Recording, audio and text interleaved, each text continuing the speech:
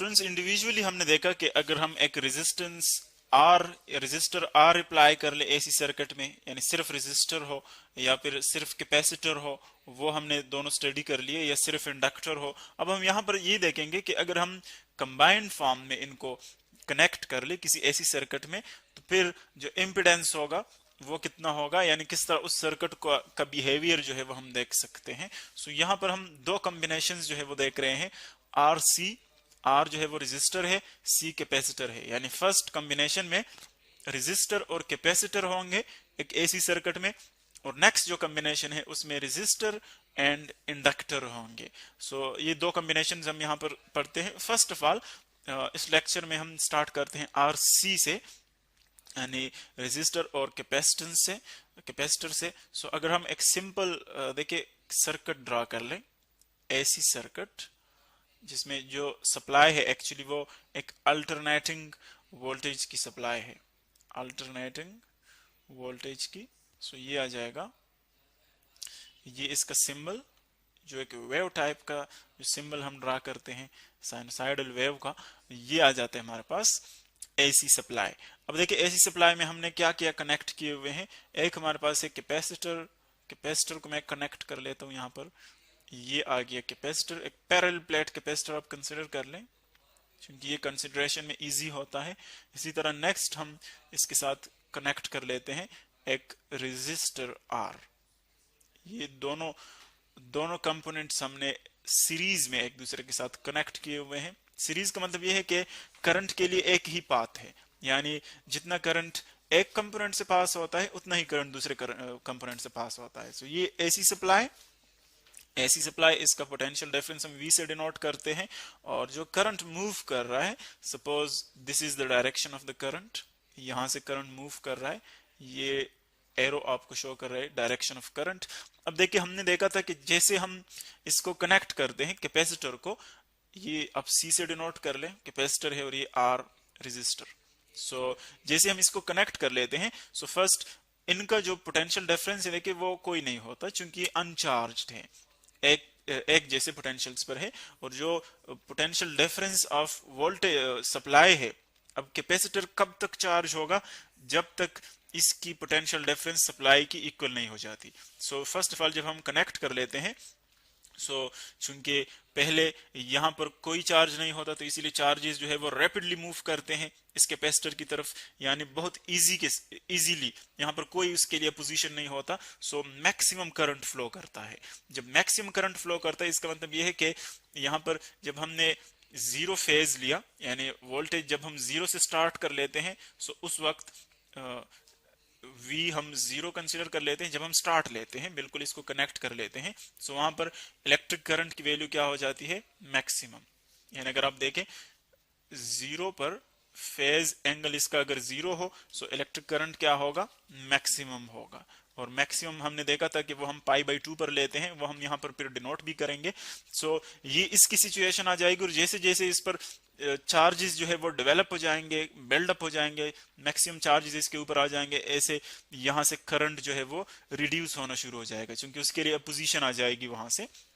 इसी तरह जो रेजिस्टर है वहां से जब करंट पास होता है, सो ये एक्चुअली करंट को क्या करता है, अपोज करता है। जो मूवमेंट ऑफ चार्जेस है उनको डिफिकल्टीज प्रेजेंट करते हैं, यानी ये इजीली इससे पास नहीं होता। अगर आप दो पाथ्स कंसिडर कर ले, एक जो है फॉर एग्जांपल एक बहुत स्मूथ पाथ है, आप इसके ऊपर जा रहे हैं, एक स्मूथ पाथ के ऊपर जा रही हूं, सो आप इजीली जा सकते हैं, कोई आपके लिए रेजिस्टेंस नहीं है। लेकिन अगर आप एक ऐसी पाथ पर जा रहे हैं जहां पर सपोज रफनेस है, स्टोन्स है, या कोई फैंसीज है, तार वगैरह लगे हुए हैं, सो देखिए इस पर आप बहुत टाइम लेंगे, बहुत डिफिकल्टली जाएंगे। सो ये एक्चुअली क्या है, आपके लिए रेजिस्टेंस है, रेजिस्टेंस। तो बिल्कुल यहां पर ऐसी सिचुएशन है जब इलेक्ट्रिक चार्जेस इस तरह के पाथ से पास होते हैं, सो वहां पर उनके लिए डिफिकल्टीज होती है जिसको हम कहते हैं रेजिस्टेंस। चूंकि सेम करंट पास होता है इसलिए हम कहते हैं कि सेम पाथ है, सेम सीरीज कॉम्बिनेशन में दोनों, इसीलिए इन दोनों के लिए जो करंट की वैल्यू है वो सेम होगी। अब अगर हम इनकी फेजर डायग्राम देखें, फेजर डायग्राम्स हमने देखा था कि रेजिस्टर के लिए अगर आप देखें, रेजिस्टर के लिए तो ये हम डिटेल के साथ पढ़ चुके हैं कि उनकी जो वोल्टेज का और जो इलेक्ट्रिक करंट के जो वेव फॉर्म है वो दोनों एक ही साथ मैक्सिमम और मिनिमम पर पहुंचते हैं। यानी ये अगर आप इलेक्ट्रिक करंट का वेव फॉर्म कंसिडर कर लें, इसी तरह यहां पर मैं वोल्टेज का पोटेंशियल डिफरेंस का वेव फॉर्म कंसिडर कर लेता हूं। सो अगर आप देखें इसकी जो पीक वैल्यूज हैं पोटेंशियल डिफरेंस की और जो इलेक्ट्रिक करंट है, उन दोनों की जो पीक वैल्यूज हैं वो सेम टाइम पर पहुंचती है, यानी इन फेज है, इन फेज। अब अगर आप देखें इसकी इलेक्ट्रिक करंट की ये पीक वैल्यू उसी टाइम पर वोल्टेज की भी पीक वैल्यू होती है, यानी ये वी नॉट और ये आई नॉट। इसी तरह जब इसकी मिनिमम वैल्यू आ जाती है पोटेंशियल डिफरेंस की, तो करंट की भी मिनिमम वैल्यू आ जाती है। फिर नेगेटिव डायरेक्शन में जब पोटेंशियल डिफरेंस की यानी रिवर्स डायरेक्शन में मैक्सिमम वैल्यू आ जाती है V naught minus V naught, it means reverse direction.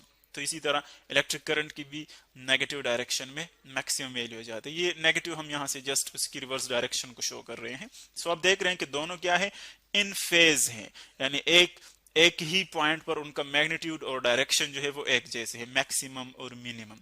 ये तो आ गया रेजिस्टर के लिए। रेजिस्टर में हमने देख लिया कि करंट और रेजिस्टर जो है वो क्या है, इन फेज है, उन दोनों का फेज हर एक पॉइंट पर सेम है। लेकिन अगर हम कैपेसिटर के लिए देखें, कैपेसिटर के लिए हमने देखा था कि करंट जो है एक्चुअली अभी हमने पढ़ा कि जब वोल्टेज जो है जैसे आप स्टार्ट कर लेते हैं, सो वोल्टेज वहां पर जीरो होता है और करंट जो है मैक्सिमम होता है। तो इसका मतलब यह है कि अगर वोल्टेज का जो वेव फॉर्म है वो हम यूं ड्रा कर ले, सपोज थोड़ा सा इसको शार्प यहां पर हम ड्रा करते हैं, ये सपोज वोल्टेज का वेव फॉर्म है, ये वोल्टेज का। सो जैसे वोल्टेज जीरो से स्टार्ट होता है, ये वोल्टेज, ये फॉर एग्जांपल उसकी वैल्यू है जीरो, सो करंट उस टाइम पर क्या है, मैक्सिमम है। और जैसे जैसे वो मैक्सिमम पर जाता है वोल्टेज, सो करंट जो है वो जीरो पर ड्रॉप हो जाता है। तो आप देख रहे हैं कि इनकी जो वैल्यूज है वो कुछ इस तरह बनेगी, यूं। जो वेव फॉर्म है उनका वो यूं बनेगा, यानी जहां पर वोल्टेज का मैक्सिमम होगा वहां पर करंट का मिनिमम, और जहां पर करंट का मैक्सिमम वहां पर वोल्टेज का मिनिमम बनता है। सो ये उनका वेव फॉर्म आ जाएगा। सो आप देख रहे हैं कि वोल्टेज यहां पर उसका अगर हम फेज देखें, सपोज वो जीरो है, फेज उसका जीरो है, सो करंट का क्या है, वो मैक्सिमम। और हम जानते हैं कि मैक्सिमम जो है वो पाई बाई 2 से हम यहाँ पर डिनोट करते हैं रेडियंस में। सो अगर आप इस केस में देखें, सो यहां पर अगर आप वोल्टेज का देखें उसका फेज जीरो है, तो इसके साथ इलेक्ट्रिक करंट का फेज भी जीरो है। इसी तरह अगर आप मैक्सिमम देखें, सो वो भी एक ही टाइम के ऊपर आ रहे हैं। अगर करंट का पाई बाई 2 है मैक्सिमम, सो वोल्टेज का भी पाई बाई 2 है मैक्सिमम। यानी यहां पर दोनों इन फेज है और यहां पर दोनों जो है उनके दरमियान फेज डिफरेंस है पाई बाई 2 का। सो इन दोनों को अगर हम वेक्टोरियली ड्रा करें, वेक्टर से हम इनको डिनोट करें, सो वेक्टोरियली हम यूं ड्रा कर सकते हैं। देखिए वेक्टर्स हम पढ़ चुके हैं कि जब हम इन फेजर डायग्राम्स को वेक्टर से डिनोट करते हैं, सो हमारे पास कुछ इस तरह सिचुएशन आती है कि ये सपोज फर्स्ट रेजिस्टर के लिए है, तो रेजिस्टर के लिए चूंकि करंट, इलेक्ट्रिक करंट और वोल्टेज जो है वो सेम डायरेक्शन में है, तो इसीलिए यानी इन फेज है, तो इसीलिए इसकी जो आई है, I and V are mean resistor का पोटेंशियल डिफरेंस, ये दोनों इन फेज हैं।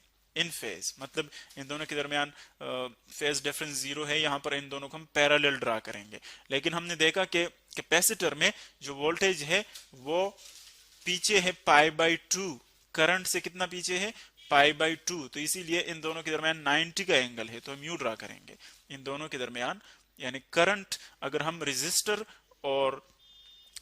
का वोल्टेज और करंट देखें, सो वो कोई उसमें पैरेलल है, उसमें कोई फेज डिफरेंस नहीं है। लेकिन अगर हम पोटेंशियल डिफरेंस कैपेसिटर का देखें, तो वो करंट से पाई बाई 2 एंगल के साथ जो है वो पीछे लेग कर रहा है। सो ये इन दोनों के वेक्टर्स आ जाएंगे।